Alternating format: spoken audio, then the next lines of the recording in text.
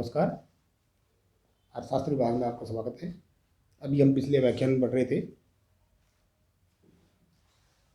केंद्रीय बैंक का जो मुख्य कार्य है साख नियंत्रण कार्य, उस साख नियंत्रण के कार्य कैसे अंजाम देता है या साख नियंत्रण कैसे करता है, इसमें व्यापार वाणिज्य और जनसाधन की साख की आवश्यकता अनुरूप साख की मात्रा में कमी वृद्धि कैसे करता है, इसके बारे में अध्ययन कर रहे थे। तो इसी में हमने साख नियंत्रण का अर्थ और उद्देश्य के बारे में पिछले व्याख्यान में पढ़ा, जहाँ हम साख नियंत्रण की जो रीतियाँ हैं इनके बारे में अध्ययन करेंगे। ठीक है, मैंने बताया कि दो प्रकार की रीति होती है, परिमाणात्मक रीतियाँ और गुणात्मक रीतियाँ। जैसे नाम से रीत है परिमाणात्मक रीतियाँ, ठीक है, और ये गुणात्मक। ठीक है, तो परिमाणात्मक जो रीतियाँ हैं या विधियाँ हैं, ठीक है, इनमें किस प्रकार से डायरेक्ट कोषों पर या डायरेक्ट किस प्रकार से साख की मात्रा में कम या वृद्धि करता है केंद्रीय बैंक। पहला है बैंक दर। बैंक रेट, यानी कि तीन प्रकार के दर में बताऊंगा आपको। बैंक दर है, रेपो दर है, एक है रिवर्स रेपो दर। ठीक है, यानी कि बैंक दर जो है, बैंक दर वह दर होती है जिसके अंतर्गत केंद्रीय बैंक व्यापारिक बैंकों के प्रथम श्रेणी बिलों की पुनर्कटौती करता है। अर्थात सिंपल भाषा में कहें तो ये भी है कि बैंक दर वह दर है जिस दर के अंतर्गत केंद्रीय बैंक व्यापारिक बैंकों को ऋण देता है। यानी कि बैंक दर वर्तमान में 4.25 है। पिछले जून में जो RBI की पॉलिसी आई थी उसके बाद में इसमें कम कर दी गई, लगातार कम हो रही है, 4.25 है। यानी कि बैंक दर से क्या होता है, यानी कि पूरे इस बहुत ईजी मतलब इस साख नियंत्रण का जो चैप्टर है बहुत ईजी है, बहुत आसान है। और पूरे में हम अध्ययन क्या कर रहे हैं, यानी कि डायग्राम में देख लीजिए।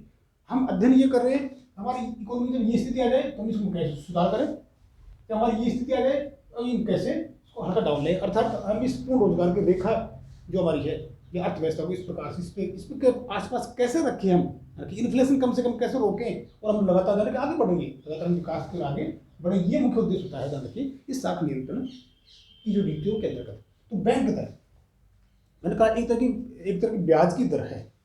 बैंक दर ज्यादा होगी तो क्या होगा, यानी कि बैंक दर जब ज्यादा होगी तो व्यापारिक बैंक भी महंगे लोन देंगे।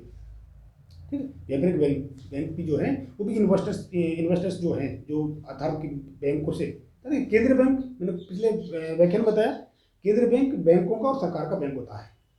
ठीक है, यानी आम लोग, हम जैसे लोग जो हैं वो इसमें पैसा जमा नहीं करा सकते, नहीं निकाल सकते हैं। ये इसमें सरकार, यानी कि सरकार का बैंक है, ये बैंकों का बैंक है। अर्थात जो व्यापारिक बैंक हैं जिनमें हम जमा कराते हैं पैसे, उन बैंकों का बैंक है। तो केंद्रीय बैंक जब इन बैंकों को जो ज़्यादा महंगा ऋण देगा तो क्या होगा कि ये लोग भी हमसे, व्यापारिक बैंक आम जनता से ज़्यादा महंगा ऋण, आम जनता को ज़्यादा महंगा ऋण देंगे। तो इससे क्या होगा कि लोग कम से कम बैंक से लोन लेंगे। ठीक है, तो लोन लेंगे तो क्या होगा, और दूसरी तरफ जो जनता के पास पैसा है वो लोग पैसा अपने पास, क्योंकि बैंक जब महंगा ऋण देगा तो जाना कि जमाओं पर भी ज़्यादा ब्याज देगा, तो अपने आम जनता या नागरिक जो है देश में वो बैंकों में ज़्यादा पैसा जमा करवाएंगे। तो क्या होगा, बैंक पैसा जनता से बैंक के पास पहुंच जाएगा। ठीक है, और बैंक से पैसा बाहर कम निकलेगा महंगी ब्याज दर के कारण। ठीक है, तो इससे क्या होगा कि अर्थव्यवस्था में जब मुद्रा प्रसार हो, बहुत अधिक मुद्रा है इकोनॉमी में, मैंने कहा इसकी आवश्यकता के अनुरूप ज़्यादा बैंक जो वाणिज्य व्यापार जनसाधारण की जो आवश्यकता के अनुरूप से ज़्यादा मुद्रा की मात्रा है, तो इस बैंक दर को बढ़ा देगा केंद्रीय बैंक। बढ़ाने से क्या होगा कि व्यापारिक जो बैंक हैं वो जनता को महंगा लोन देंगे, किसी को लोन लेगा नहीं, बैंक का पैसा बैंक में रहेगा, और साथ साथ व्यापारिक बैंक जो जमाओ है उस पर भी ज़्यादा ब्याज देगा। तो इससे क्या होगा, आम लोग या उपभोक्ता जो है बैंक में पैसा जमा कराएंगे तो पैसा किस प्रकार से इकोनॉमी से बैंक के पास पहुंच जाता है। और जब मुद्रा प्रसार करना होता है, आज हम देखें ना, पिछले दिनों देखा लगातार बैंक दर में कम कर रही है। क्यों, सरकार चाहती है कि इकोनॉमी में ज़्यादा पैसा आए, ज़्यादा डिमांड बढ़ी, इन्वेस्टमेंट ज़्यादा बढ़े। तो जब बैंक दर कम कर देंगे तो बैंक लोगों को सस्ता लोन देगा। सस्ता लोन देगा तो क्या होगा कि कोई भी व्यक्ति सोचेगा यार बैंक से बहुत कम सस्ती दर पर लोन मिल रहा है, तो सभी लोग लोन लेंगे। अभी हम देखा जिस प्रकार से हाउस लोन की मात्रा कहाँ से कहाँ घट के कहाँ गई, तो लोग बैंक से खूब उधार ले रहे हैं, जिनके पास पैसे हैं तो वो सोचते हैं अरे नहीं यार हमारे पास पैसा है, बाद में हम इसको और इन्वेस्ट कर लेंगे, बैंक बहुत कम ब्याज हमसे ले रहा है, इतना कम ब्याज में तो हम बैंक से पैसा लेना उचित समझेंगे। तो इकोनॉमी जो हमारी अर्थव्यवस्था है कि बैंक से पैसा अर्थव्यवस्था में आ जाएगा, अर्थात मुद्रा का प्रसार हो जाएगा। क्यों हमने क्यों बैंक दर कम क्यों की, मुद्रा प्रसार को बढ़ाने के लिए था। ठीक है, तो पैसा बैंकों से जनता के पास आ जाएगा, और जब उन जमाओं पर भी कम पैसे देगा तो जनता का जो पैसा है वो जनता के पास रहेगा। वो कोशिश करेंगे कि यार कम जमा कराएंगे बैंक में, लोन ब्याज तो कुछ मिल रहा। ठीक है, तो इस प्रकार से साख की मात्रा कम होगी।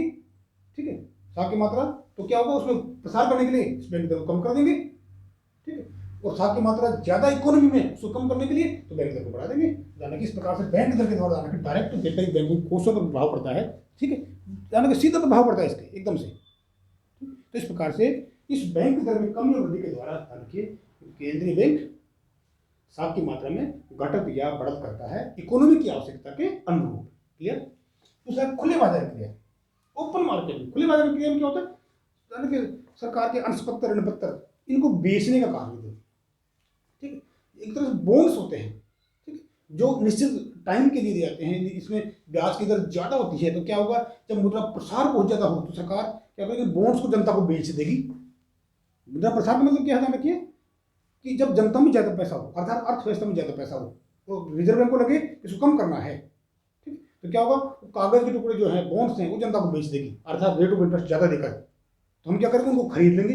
खरीदने से क्या होगा, हमारा पैसा है, इकोनॉमी का जो पैसा है वो बैंकों के पास चले जाएगा, यानी आरबीआई के पास चले जाएगा, और आरबीआई चाहता है, ठीक है। और जब मुद्रा प्रसार करना हो तो उनको बेच मतलब खरीद लेंगे वापस, ठीक है, उनको सरकार वापस खरीद लेगी, लाओ भाई हमारे टुकड़े दो कागज के, लो आपके पैसे लो।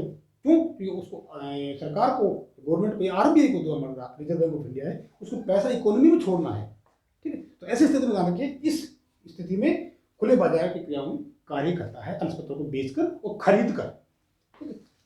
नकद कोष अनुपात, सीआरआर, सीआरआर नकद कोष अनुपात में परिवर्तन, मतलब कि ये सीआरआर जो है ये व्यापारिक बैंकों को केंद्रीय बैंक के पास अपने जमाओं का एक निश्चित भाग जमा कराना पड़ता है, ठीक है।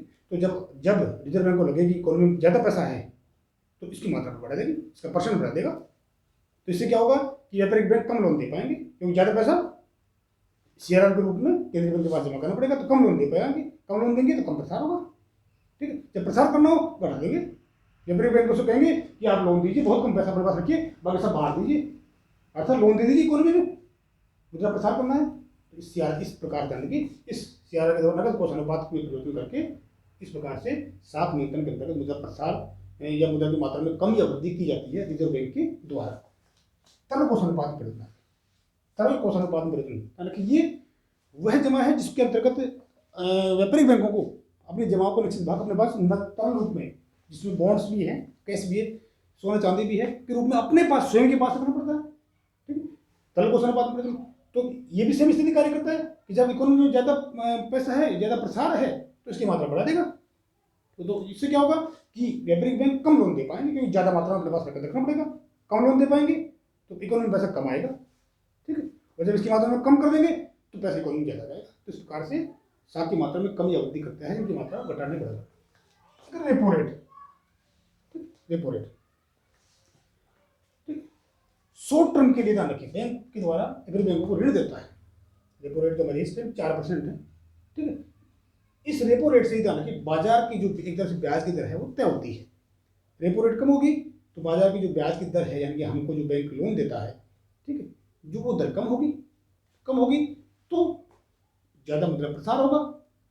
रेपो रेट ज़्यादा होगी, ठीक है, तो इससे क्या होगा, बैंक महंगे लोन देंगे, महंगे लोन देंगे तो लोग कम लेंगे, तो इससे क्या मुद्रा संकुचन होगा। तो इस प्रकार से रेपो रेट और रिवर्स रेपो रेट है, यानी कि ये जो अपने पास एक्स्ट्रा जो फंड्स हैं एक तरह से व्यापारिक बैंकों के पास, उनके एवज में जाना, उनके एवज में शॉर्ट टर्म के लिए केंद्रीय बैंक इनको लोन देता है, ठीक है। तो ये इससे भी रिवर्स रेपो रेट भी रेपो रेट तरीके कार्य करती है, तो ठीक है। तो इन सभी के द्वारा ध्यान रखिए व्यापारिक बैंक जो है उनके तो व्यापारिक बैंकों के द्वारा केंद्रीय बैंक इनमें परिवर्तन करके साख का नियंत्रण करता है, अर्थात देश की आवश्यकताओं के अनुरूप साख की मात्रा में कमी या वृद्धि करता है।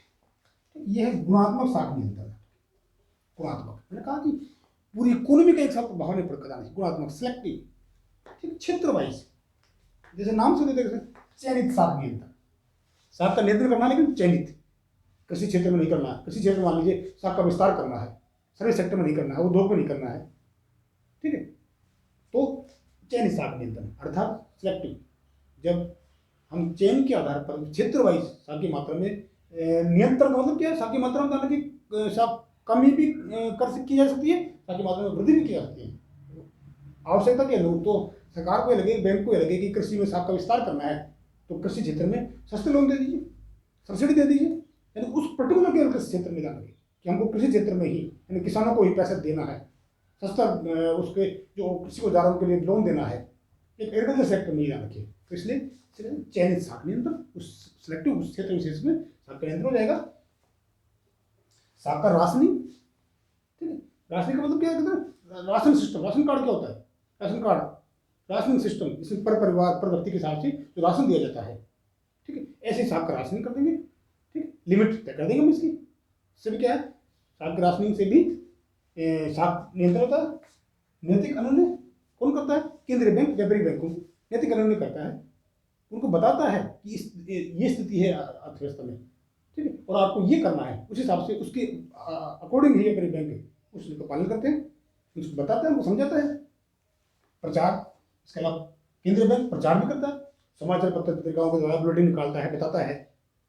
हम देखते हैं पत्रिकाओं में पढ़ते कि ये स्थिति है बैंक की, ये स्थिति है मुद्रास्फीति की, दर संकुचन की, इकोनॉमी की ये स्थिति है, तो इस सेक्टर में वृद्धि होने से ये होगा। तमाम तरह की चीज़ें आप देखते हैं कई बार मॉनेटरी पॉलिसी में बात हमारे रिजर्व बैंक ऑफ इंडिया की, उसमें उसका प्रचार करता है। राष्ट्रपति प्रत्यक्ष कार्रवाई, डायरेक्ट एक्शन किस पर? व्यापारिक बैंकों पर, वित्तीय संस्थाओं पर, जो आरबीआई का नियम आती है। अगर इसकी बात नहीं मानती है तो, ठीक है, अगर इसकी बात नहीं मानती है तो प्रत्यक्ष कार्रवाई करता है, ठीक है। सरकार उनको, बैंक उनको अपने अंडर में ले लेता है, ठीक है, उनको अपनी सूची से बाहर कर देता है। तो ये प्रत्यक्ष कार्रवाई इस प्रकार से की जाती है। तो केंद्रीय बैंक के द्वारा शाख नियंत्रण ऐसे मैं आपको बता दिया। Okay, thank you.